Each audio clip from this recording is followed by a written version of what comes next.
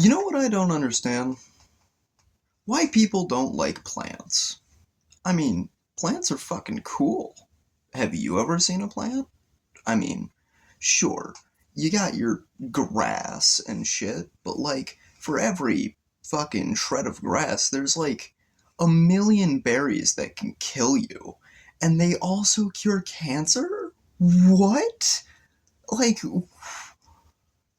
I'm convinced God must have been high or something just the entire time because you can't tell me that poison ivy and hallucinogenic mushrooms are the same, like, thing. Am I the only one who thinks like this? I mean, sure, they're very different plants, but they're all plants, you know?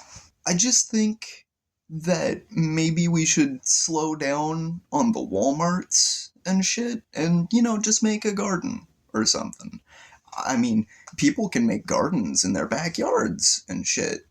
Granted, they're not going to be very good, but you could do it if you wanted to.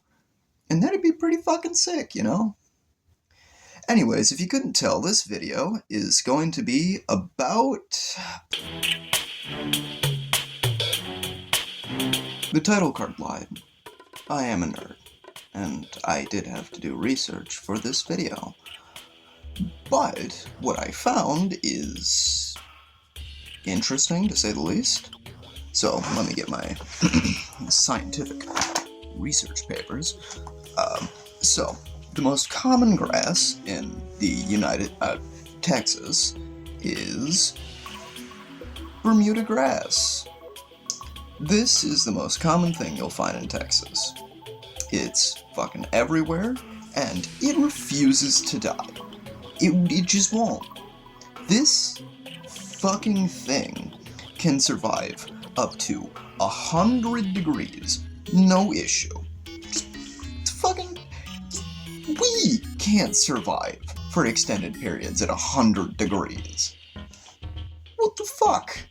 And this is grass we're talking about. And don't think it just ends with heat. No. These motherfuckers can survive negative 50 degrees. Keep in mind, they won't be living, per se, but they'll still be there.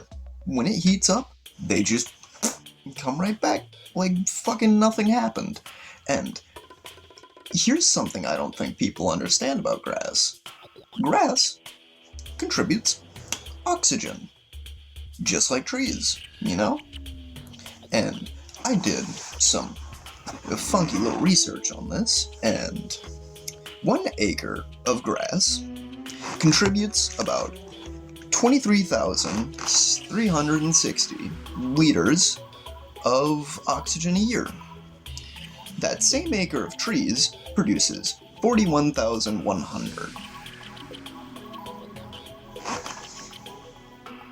That is almost more than half. I'm pretty sure that might be more than half. That is more than half. And keep in mind, there's a big difference between a whole acre of trees and an acre of grass. An acre of grass, you could do anything with that. An acre of trees, if you want to use it, you gotta cut all that shit down. Grass is just chilling. Grass doesn't give a fuck. It's just there. Trees, they'll get in your way. You try and fight a tree, it'll probably kill you. In some way. I mean, we kill a fuck ton of trees, but anyways, I'm basically just saying, even the most boring ass, useless grass, that rhymed, even the most boring, useless grass is still more impressive than you would have first imagined, and this is just grass. So yeah, if that's any idea of where this video is going, then we've got a very wild, slippery slope to go down. And it all starts with grass. You know trees? Those things that may or may not be around you, depending on whether you live in a desert or not, or just any place without tree. There's a lot of places without trees. Anyways, they can get big. That's what she said. They can get very fucking big. But I think it'd be both more interesting and funnier to start with a smaller tree. The smallest tree, in fact. The dwarf willow, reaching about 16 centimeters tall. It's debated whether this is a tree or not, but it's got a fucking wooden stem and it's got leaves, so I guess it's a fucking tree. But the funny thing about this tree is it lives in the Appalachian Mountains. The Appalachian Mountains consistently reach below 50 degrees.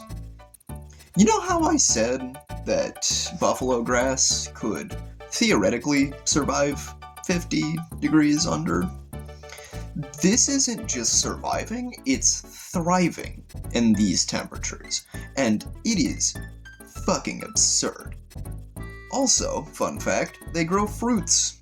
They have fruits. I don't know if they're edible or not. I didn't look that far into it because I'm not a complete fucking nerd, but they have fruits if you're that desperate. They could kill you. They'd probably kill you. Anyways, let's move on to the complete opposite end of the spectrum. General Sherman trees. These big fat motherfuckers are 275 feet tall.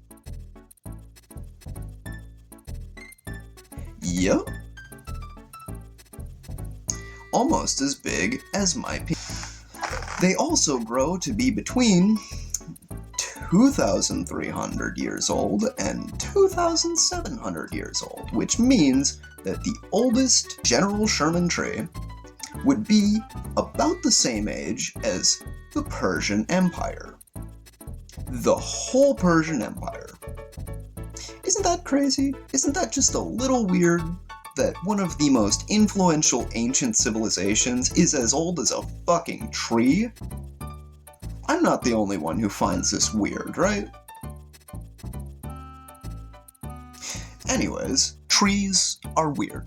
Plants are weird. But you know what else is weird? Funguses. So let's talk about that. Right about... the mushrooms bleed. Specifically, the devil's tooth fungi, found in North America, Iran, Europe, and South Korea for some fucking reason. Basically, this thing just bleeds. It fucking bleeds. Why? Apparently, it's got a lot of pressure inside. Reminds me of somebody. Interesting fact about this mushroom. This one right here. That's right, bitches. I'm doing post-editing. This specific mushroom is used to make medicine. For what, you may ask? Well, that's funny. It's used to make anticoagulation medicine. The mushroom that bleeds is used to make anti-bleeding medicine. Moving on, we have the death cap. Can you guess what the death cap does? If you said death, you'd be right. But it does... no, it just does death. It does death very well. In fact, it does death so well, it has been labeled as the most poisonous mushroom on the planet. Fun fact about the death cap, it looks like just a mushroom. It looks like any other edible mushroom, but this one specifically is not edible. It can cause liver and kidney failure. Isn't that fun? And not to mention, you can't fucking cook it. You can't cook the toxin out of it. It's immune to that shit. And another fun thing about it, it killed a Roman emperor. A Roman emperor was killed by this mushroom. So yeah, next time you go traversing through Europe and you think you found an edible mushroom, double check before you fucking die. On to our final mushroom on the list, this one was expected. Psilocybe, otherwise known as the magic mushroom, or if you're weird, flying saucer. Almost a third of the body weight of this mushroom is hallucinogenics. A third. This is the most potent mushroom you will find at all. It is so powerful that it is everywhere, in places you wouldn't expect. For instance, it originally was grown in America on the West Coast, but everybody wanted a piece of this fucking mushroom, so of course it went everywhere. Now it's found in Germany, the UK, New Zealand, for some fucking, I guess they like mushrooms, and the Netherlands. Boy, that sure is a lot of mushrooms, isn't it? A lot of very interesting fungi. But what do you say we wrap this up? We've been here for far too long. If my lighting looks weird, it's because one of my lights is about to die. Hopefully it dies after I finish making this.